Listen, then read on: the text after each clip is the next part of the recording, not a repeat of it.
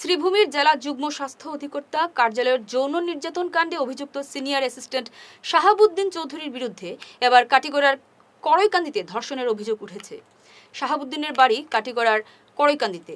এই গ্রামেরই একাংশ মহিলাকে ধর্ষণের অভিযোগ উঠেছে শাহাবুদ্দিনের বিরুদ্ধে। এছাড়াও তার বিরুদ্ধে রয়েছে আরও বিভিন্ন অভিযোগ। যৌন নির্যাতন কাণ্ডে শাহাবুদ্দিন বর্তমানে পলাতক। উদ্দিন চৌধুরী, সেলিমউদ্দিন চৌধুরী এবং আব্দুল শুকুর লস্কর, মুজিবুর রহমান লস্কর, এই ৩-৪ জনের জন্য কড়ইকান্দির গ্রামটাই আজকাল অনেক দরিদ্র সীমারেখার নিচের মানুষ যারা আছে তাদের জন্য ঠিকঠাক মতো চলতে পারে না।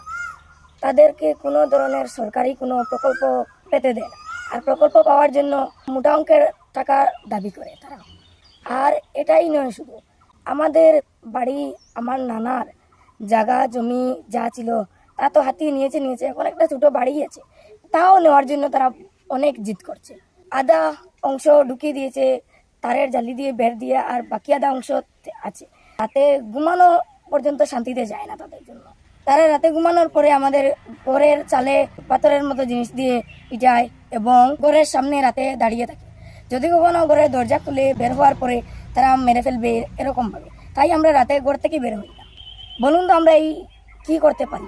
বলছি এইরকম মিডিয়ার সামনে এতেও ভয় আছে যে কখনো না কখনো রাতে এসে আমাদের ঘরে আগুন লাগিয়ে দিতে পারে। আর শুধু তাই নয়, আমার মামা ওরা হয়, আমি বাগ্নি হয়ে ওদের বিরুদ্ধে অভিযোগ করছি, তার কারণ হলো ওরা খুবই খারাপ এক ধরনের মানুষ। আর শুধু তাই নয়, এই শাহাবুদ্দিন চৌধুরী যেহেতু করিমগঞ্জ জেলায় রেপ করেনি, বরঞ্চ খাচাড় জেলার কড়ইকান্দি গ্রামে অনেক রেপ করেছে সে, অনেক মহিলা। শুধু তারা সম্মানের দিকে চেয়ে লজ্জার ভয়ে এরা বলতেই পারছে না। আমার নিজের মামা, তাই আমি বলছি